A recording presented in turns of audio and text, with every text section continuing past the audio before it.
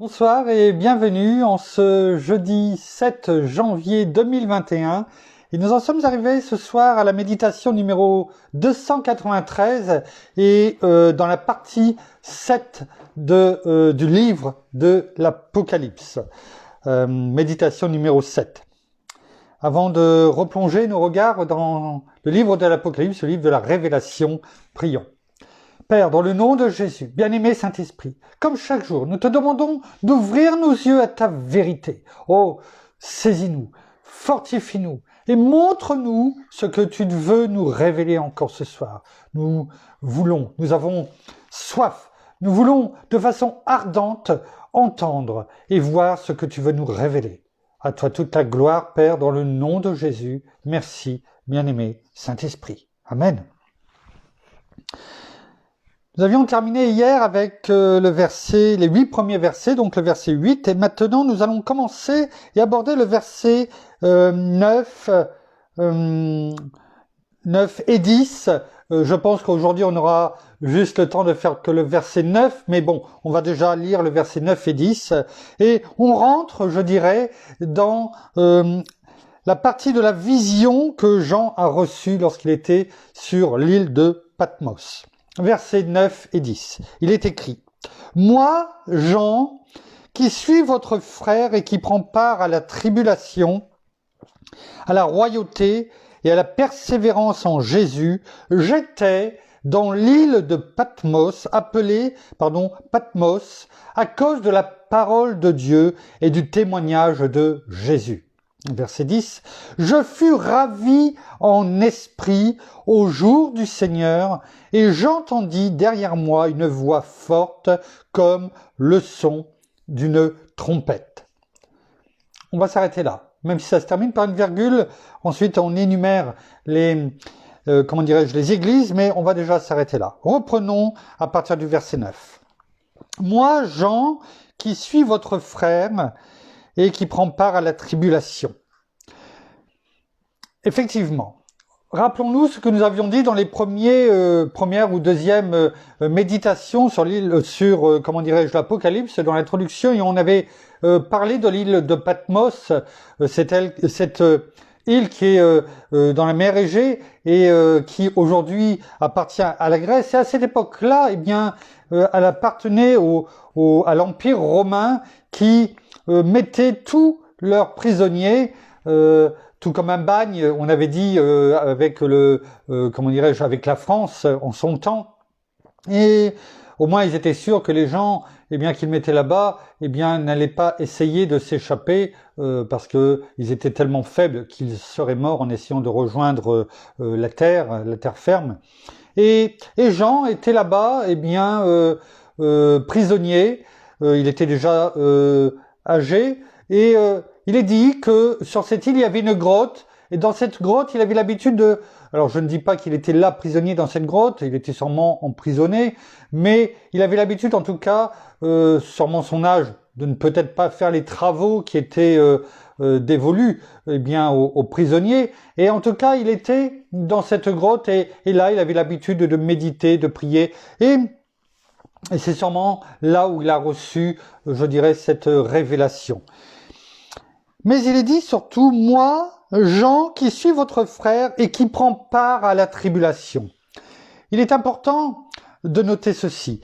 Dans d'autres versions, c'est écrit tribulation ou épreuve. Et c'est vrai que l'on peut dire que il était là, mais il avait part.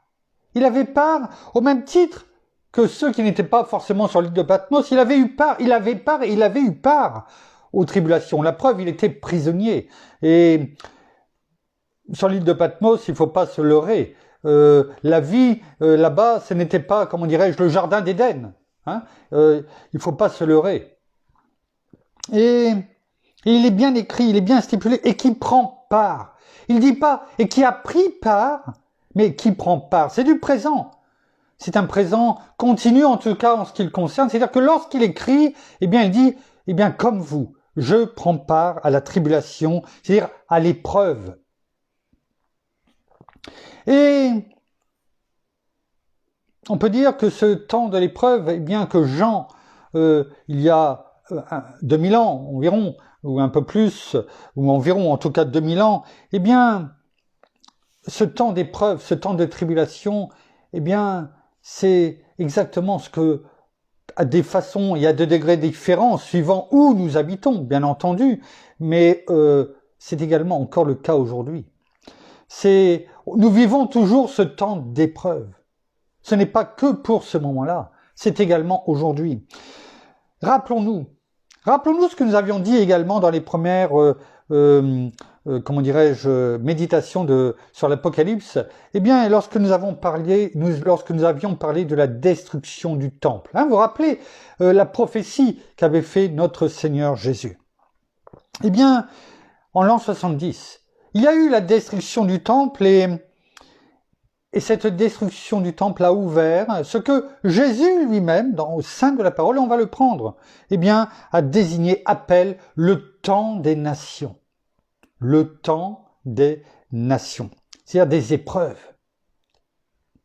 Et qui va aller en s'accentuant. Et c'est ce qu'il fait depuis ce moment-là, il va en s'accentuant au fur et à mesure que le temps passe.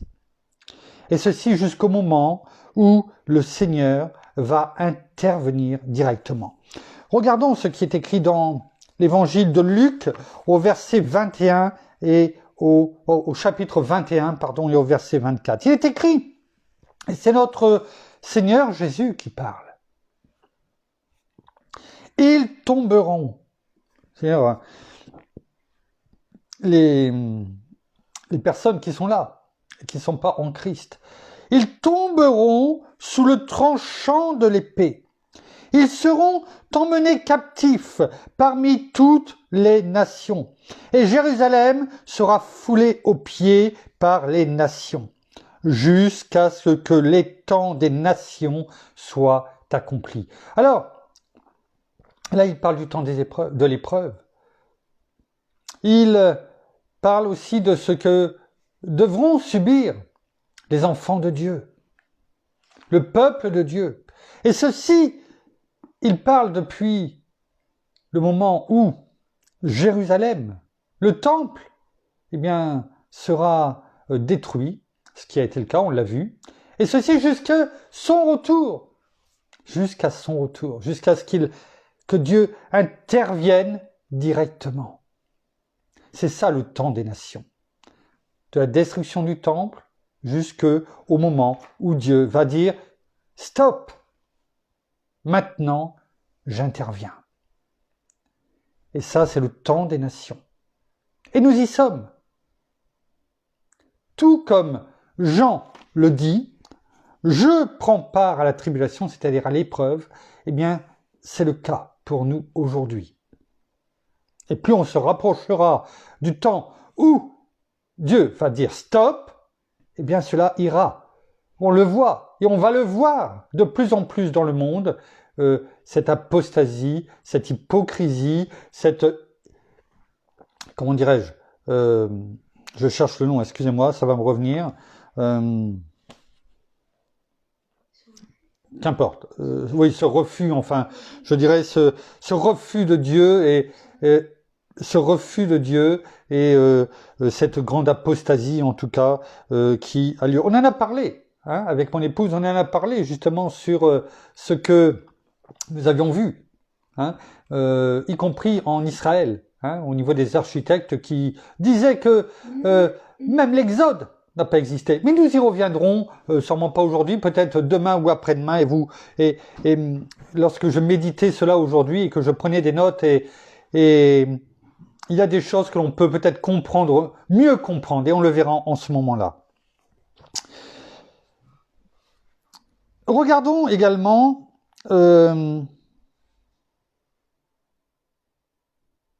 ce qui nous est écrit également dans Genèse, chapitre 2, versets 2 et 3. Regardons. Genèse, chapitre 2 et... On disait que nous étions dans le temps des nations. Et c'est vrai que on disait là aussi tout au début, eh bien pourquoi Dieu n'intervient pas? Et il y en a qui se moquent. Ça fait partie de ces tribulations, de cette apostasie. Hein, des gens qui disent, y compris des chrétiens, mais pourquoi Dieu n'est toujours pas revenu? Et regardons ce qui est écrit dans le chapitre 2 de la Genèse, versets 2 et 3.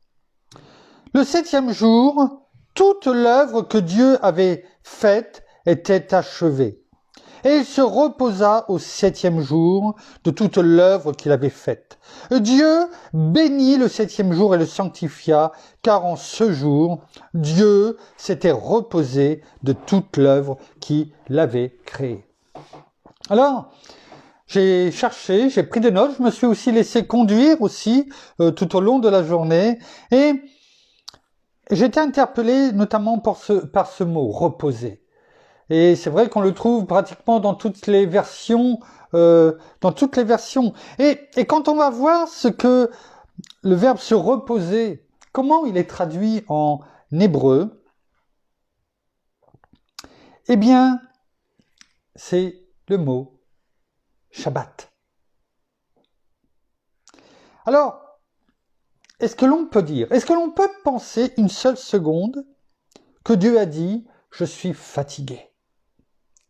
Je suis harassé par le travail que j'ai accompli les 6 premiers jours. » Jusque la veille. Jusqu'à ce que tout ce que j'ai vu, eh bien, soit bien, tout ce que j'ai créé, eh bien,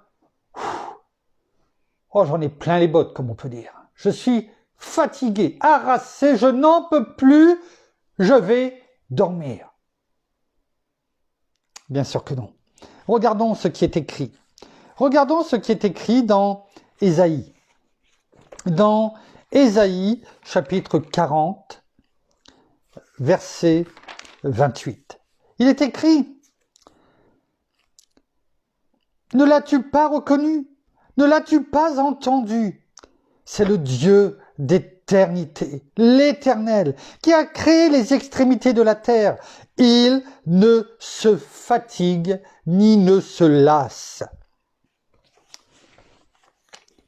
Regardons ce qui est écrit également dans le psaume 121, versets 3 et 4.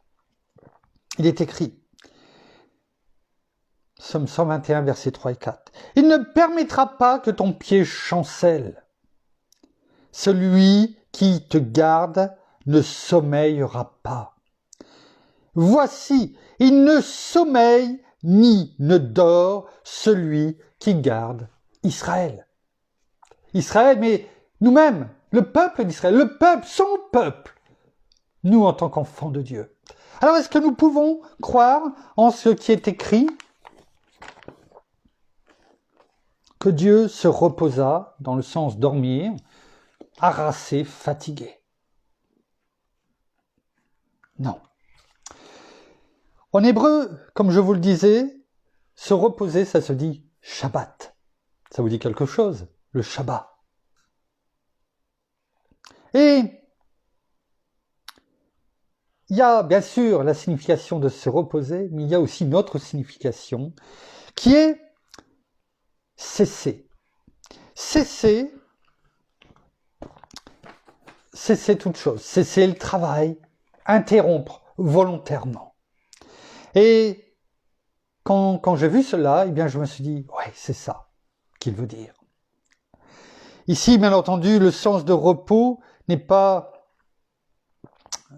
de fatigue, d'harassement, mais de cessation. Une cessation volontaire d'agir, de travailler. Il dit, c'est bon, tout ce que j'ai fait, je ne peux pas mieux faire les choses. Alors, j'interromps mon travail. Je le cesse. Parce que je ne peux pas mieux faire que ce que j'ai fait. Quand vous avez un travail à faire, et que vous l'avez fini, et que vous n'avez même pas une seule retouche à faire parce que vous estimez que c'est parfait, qu'est-ce que vous allez faire? Eh bien, vous allez arrêter votre travail, et vous allez peut-être faire autre chose. Mais en tout cas, vous allez le cesser. Arrêtez volontairement de continuer parce que tout est bon. Et c'est la même chose pour Dieu. Il dit tout est bon. Et donc il arrête. Et il rentre dans ce 7e jour comme il le dit, un jour d'inaction. Il va cesser, il va se retirer dans une inaction. Ce qu'on appelle un Shabbat, son Shabbat. Et qui dure jusqu'à aujourd'hui, jusqu'à nos jours. Et est-ce que cela veut dire qu'il ne fait plus rien? Non, ce n'est pas ça que ça veut dire. Ce n'est pas cela que ça veut dire. Pourquoi? Parce que il a confié à l'homme, et on peut le voir dans la Genèse, il a confié à l'homme, y compris à Adam, il lui a donné toute la domination, comme il est rappelé dans le psaume 8, il lui a donné la domination sur les œuvres de ses mains. Il a tout mis sous ses pieds. Les brebis et les bœufs tous ensemble, et même les bêtes des champs, les oiseaux du ciel et les poissons de la mer, et tout ce qui se trouve dans les milieux marins. Donc non, ça ne veut pas dire qu'il ne fait plus rien, mais il a tout délégué à l'homme. Il l'a rendu quelque part libre. Et il lui a laissé à l'homme le soin de gérer cette création qu'il a achevée à la fin du 6e jour. Et il lui a donné cette liberté, et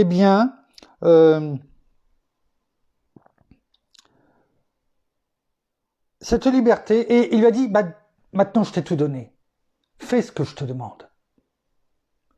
Il lui a aussi donné le libre choix. Cette intelligence que l'homme a aujourd'hui, de décider le chemin qu'il devait prendre. Il lui avait tout mis entre les mains. L'homme a décidé de prendre d'autres chemins. On l'a vu avec, bien sûr, Adam. Et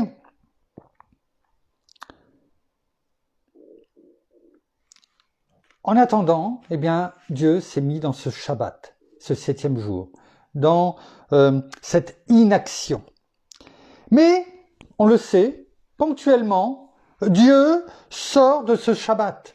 Il sort de ce Shabbat pour intervenir et ensuite retourner dans son Shabbat. Je suis mes notes, afin de ne pas partir un petit peu dans tous les sens.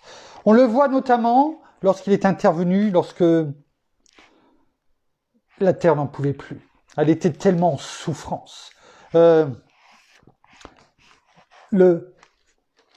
peuple, non pas son peuple, mais l'homme était tellement arrivé dans un temps où Dieu ne pouvait plus le supporter. De voir toute cette hypocrisie, tout ce mal, il est intervenu afin quelque part de rectifier le tir. Et vous avez bien compris de ce temps où il est intervenu, c'était au moment de Noé. Et il y a un deuxième moment où il intervient pendant ce temps d'inaction, on va dire, ce Shabbat, son Shabbat, ce 7e jour. C'est lorsque ses enfants, ses élus, son peuple, crient à lui. On le voit plusieurs fois, tout au long de l'Ancien Testament. Mais c'est le cas également pour nous aujourd'hui. Quand on crie à lui, il intervient. Il ne reste pas là en disant « C'est bien, je t'entends, mais j'ai décidé de me reposer. Je suis fatigué, ». Non, il intervient. Quand on crie à lui, il intervient. Et c'est ce qu'on appelle, pour nous, le miracle. C'est-à-dire que c'est sa réponse. Lorsqu'on crie à lui et qu'il intervient.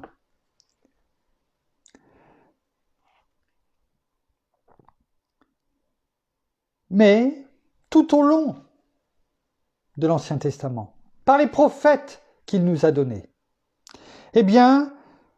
ces prophètes nous ont dit qu'il y a un temps où Dieu sortira définitivement de son Shabbat. On a déjà lu quelques passages, hein, on l'a vu dans Daniel, on l'a vu dans d'autres versets que nous avons, nous avons pris déjà au fur et à mesure de ces 5 dernières méditations. Les prophètes nous ont dit qu'il y a un temps où Dieu sortira définitivement de son Shabbat. Et ce temps, eh bien, c'est ce qui nous est indiqué dans l'Apocalypse. C'est ce temps qui nous est indiqué. On l'a vu. On l'a vu lorsque l'on a dit, eh bien, que le livre était ouvert.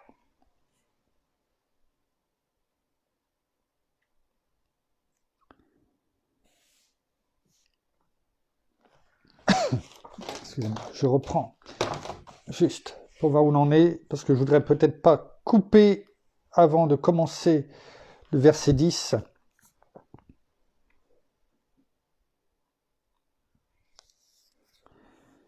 On va commencer juste le début du verset 10, parce qu'on a encore un petit peu de temps. « Je fus ravi en esprit au jour du Seigneur. »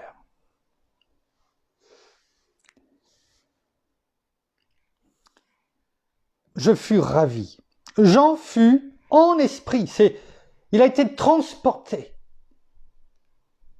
dans un autre temps. On l'abordera cela demain. Il a été ravi en esprit. Tout comme quelqu'un que vous connaissez, l'apôtre Paul. Et on le voit notamment dans 2 Corinthiens. Dans 2 Corinthiens, on va le prendre. 2 Corinthiens chapitre 12, versets 1 à 4. Tout comme Paul. Regardons. Il faut se glorifier. Il est écrit, hein, c'est l'apôtre Paul qui parle. Il faut se glorifier. Cela n'est pas bon. J'en viendrai néanmoins à des visions et à des révélations du Seigneur. Je connais un homme, et là il parle de lui, Paul, en Christ, qui voici 14 ans, c'était 14 ans en arrière. Était-ce dans son corps? Je ne sais. Était-ce hors de son corps? Je ne sais. Dieu le sait. Fut ravi jusqu'au 3e ciel. Et je sais que cet homme, était-ce dans son corps ou sans son corps? Je ne sais. Dieu le sait, fut enlevé dans le paradis et qu'il entendit des paroles ineffables qu'il n'est pas permis à un homme d'exprimer, c'est-à-dire de rappeler. Et l'apôtre Paul ne nous dit pas ce qu'il a entendu, mais Jean, l'apôtre Jean, eh bien, va nous révéler, lui, ce qu'il a entendu, parce que c'était le temps. C'était le temps de raconter, parce que notre Seigneur va lui montrer tout ce qui devait arriver, tout ce qui arrivera en son temps. Nous allons nous arrêter là pour ce soir, parce que demain nous verrons la suite, c'est-à-dire « Je fus ravi en esprit au jour du Seigneur ». Au jour du Seigneur. Parce que on s'aperçoit qu'il y a beaucoup de confusion. Il y a eu aussi beaucoup de débats.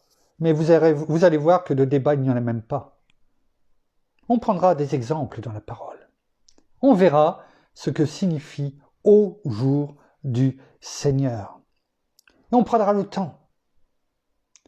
S'il faut, on prendra 2 jours pour bien l'expliquer. Parce que c'est important. Parce que nous sommes là pour enlever, pour que la parole nous soit révélée, afin que toute, comment dirais-je, pardon? Oui, incompréhension, je ne vais pas dire mensonge, mais parce que mensonge, ça serait peut-être, qui dit mensonge dit qu'on le fait volontairement, et ce n'est pas le cas. Mais toute dérive nous emmène à nous écarter de ce que Dieu, notre Seigneur, l'apôtre Jean a voulu nous révéler ici. Vous savez, le premier verset commence ainsi. Révélation de Jésus-Christ que Dieu lui a donné pour montrer à ses serviteurs, c'est-à-dire à chacun d'entre nous. Et il est bon de prendre le temps. C'est vrai, je prends le temps de méditer, d'écouter, de comprendre, de chercher. Et quelquefois, je pourrais me dire, mais pourquoi passer autant de temps? Et c'est vrai qu'on pourrait être tenté de le dire.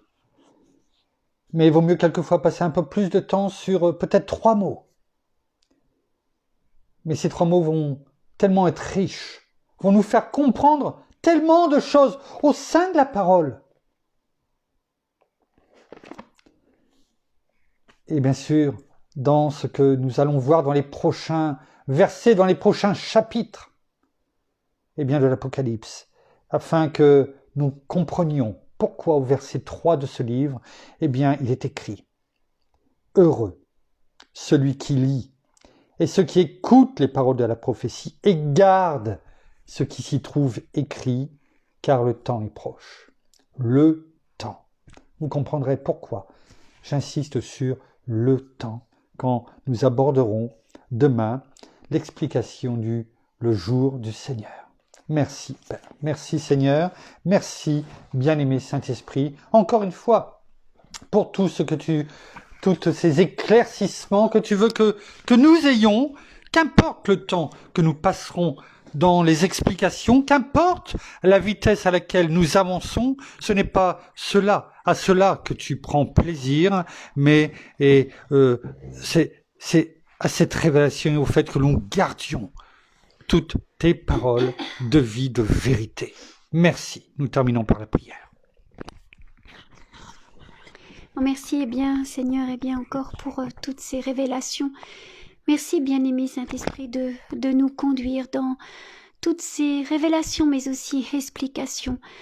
Nous qui, pour certains, n'osaient même pas ouvrir ce livre des révélations, de peur de connaître certaines choses ou de peur de ne pas comprendre, jour après jour, tu nous conduis à nous les révéler, à ce que nous comprenions et que nous n'ayons plus ces angoisses, ces peurs, mais que nous soyons dans la paix et vraiment dans la paix, dans la joie, de se dire, même si les choses arrivent, nous savons que tu reviens bientôt, que tu es là.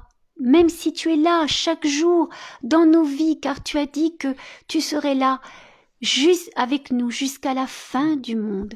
Alors oui, merci encore Seigneur, de nous montrer chaque jour comment avancer avec toi, comment comprendre aussi la parole, comprendre toutes ces subtilités, comprendre tout ce que tu avais à nous dire et vraiment que nous puissions continuer de demeurer fermes, encore plus au jour d'aujourd'hui, afin de rester droit, intègre et de ne pas vaciller, de ne pas nous laisser emporter par toutes ces choses que nous pouvons entendre par le monde, mais aussi par les médias, par les personnes que nous connaissons, et ne pas nous laisser intimider, de ne pas nous laisser aussi emportés par toutes ces choses que peuvent nous dire même parfois même des personnes que nous connaissons, de la famille, en nous montrant tout ce qui va mal aujourd'hui, et simplement en nous disant mais où est ton Dieu s'il existe?